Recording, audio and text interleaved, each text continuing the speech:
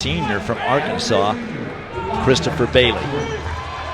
Well, up until that moment, this young man was the collegiate leader, transfer from Tennessee.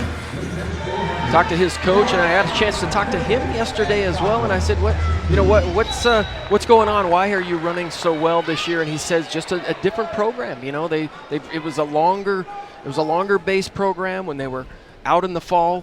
Really worked on the strength aspect of running, and it wasn't until just the last month that they have really started to work on the speed training. So he says he feels as strong as ever, and he's as healthy as ever as well. And there's Elija Godwin in the outside, and he has come back. I got a chance to talk to him yesterday, and last year he didn't make the final, and he had to stop and think. He's like, that's right, I didn't make the final last year. But he came back with a vengeance, and they won the 4x4. But Cale Gilbert-Smith said that he has been really doing a lot of race management this season, slowing down that first part of his race, pacing it a lot more even.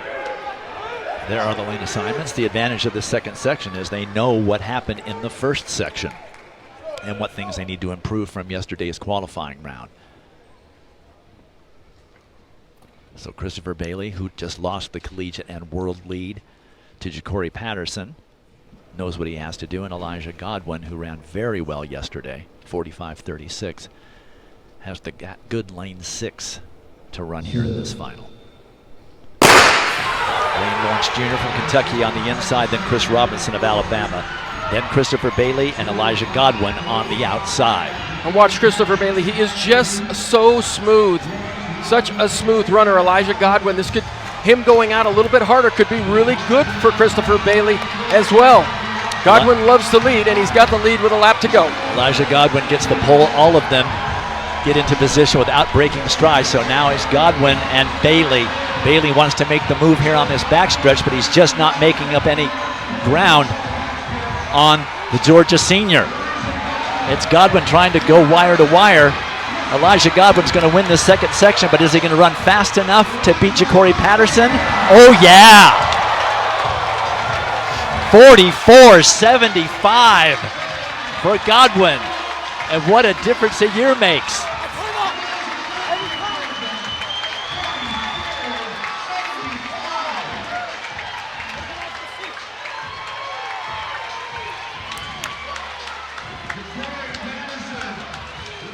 That's a meet record for Elija Godwin, and Christopher Bailey runs fast enough to move into third place overall in this competition.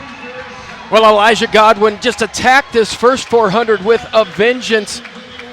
And you could talk about how he doesn't have much knee lift and how he rock and rolls, and that is not great form, but that is just all will and heart.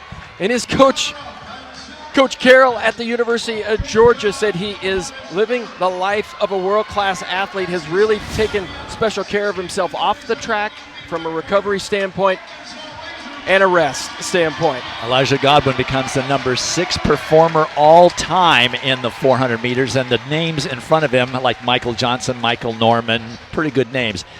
And Elija Godwin's downstairs with John. All right, thank you, Dwight. 44.75 for a guy who last year missed the final here in the SEC. How did last year motivate to this year? Man, it's a simple process. You go to work every day, you find issues, you make corrections. That's all we've been doing. Sometimes easier said than done, but today I got it done.